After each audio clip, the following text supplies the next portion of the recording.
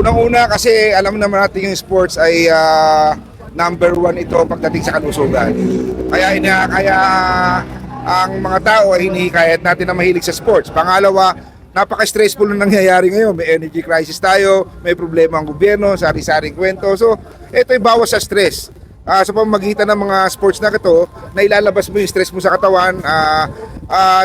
Syempre, at the same time, nagkakaroon ka ng mga bagong kakilala, bagong kaibigan, may mga bagong environment pa. Kung meron ganito nga, lalong-lalo na itong pickleball, itong pickleball ngayon, hindi lang dito, sa ibang bansa, at ito'y laro kahit bata o matanda.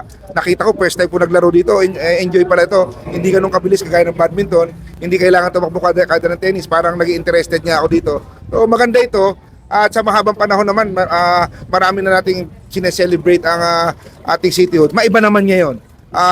Punta naman tayo doon sa stress relief.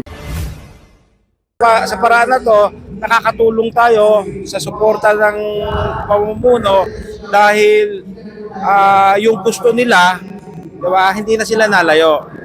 Hindi na sila nalayo, dito na lang, nakikita na nila na hindi na sila pupunta, hindi na sila dadayo, dito na sa Kabuyaw, na iraraos na nila yung gusto nila.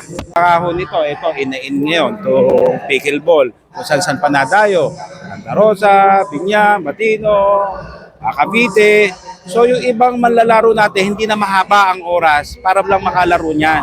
Dito lang sa mismo sa Kabuyaw, sa Cavs, ay makakapaglaro na sila, libre pa. Mga tiga Kabuyaw, dito ngayon meron tayong bagong laruan. Hindi man ganun kalaki, pero makakalaro tayo. Papa-schedule lang tayo, ganyan. At yung mga nagbabike, hinihikayat ko dito sa Cavs, jogging, ganyan.